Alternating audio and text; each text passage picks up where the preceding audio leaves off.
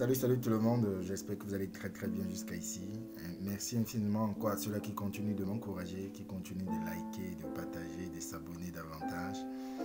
Voilà, aujourd'hui nous allons parler tout simplement de l'histoire d'un jeune du nom de Ismaël. Ismaël, c'est un jeune issu d'une famille de 7 enfants, dont 5 garçons et 2 filles. Une famille très pauvre où le papa, étant incapable de subvenir à ses responsabilités, maman qui se battait de gauche à droite pour pouvoir envoyer les enfants à l'école et avoir de quoi manger.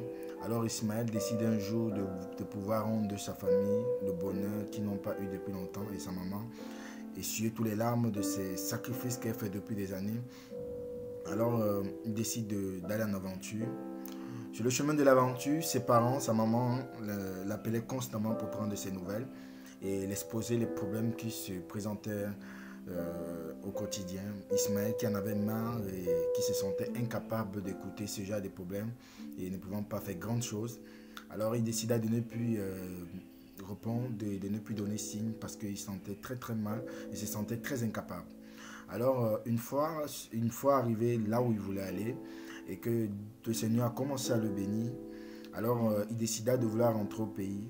Mais avant cela, il est entré en contact avec un de ses amis au pays, tout en secret.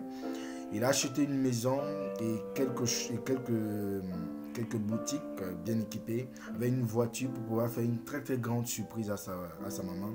Alors, au bout de 20 ans, Ismaël est enfin au pays, mais à sa grande surprise, qu'est-ce qu'il voit?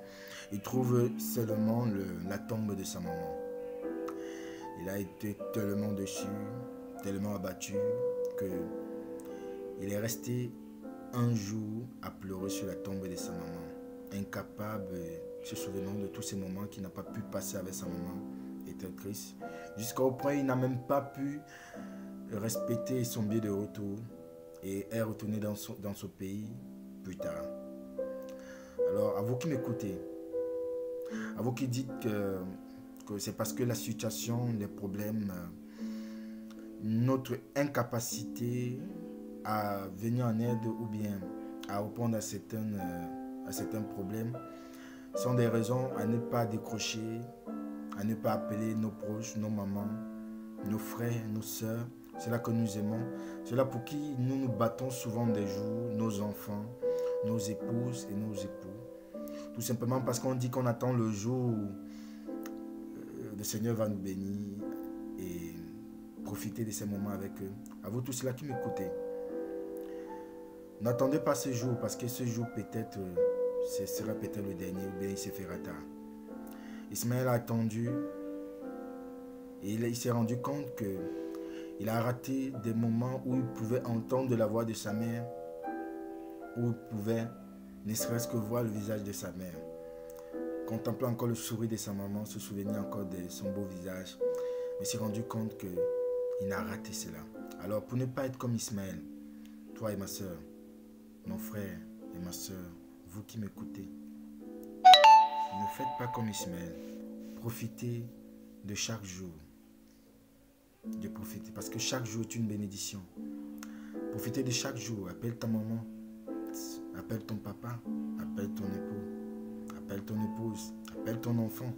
Appelez tous ceux-là que vous aimez. Dites-les combien vous les aimez. Dites-les combien vous tenez à eux et combien vous êtes fiers d'être avec eux, qu'importe de la façon dont la situation est toujours. Profitez de chaque moment de la vie, car vous ne savez pas. Ne faites pas comme Ismaël, car il s'est rendu compte que le temps qu'il a perdu, ne serait-ce que de voir sa maman, il ne pouvait pas le rattraper.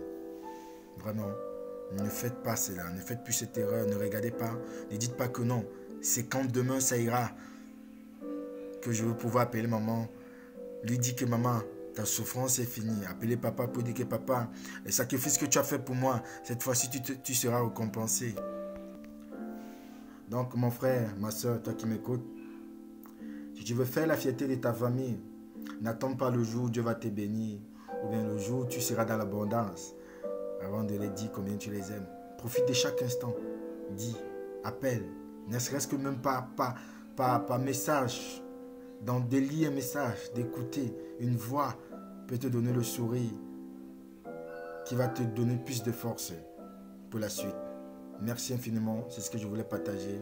Et courage encore à tous ceux-là qui continuent d'appeler et de tenir et d'espérer. Merci infiniment. Ceux-là qui ne sont pas encore abonnés, merci de vous abonner.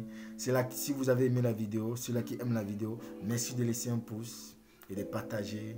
Que Dieu vous bénisse. Au revoir.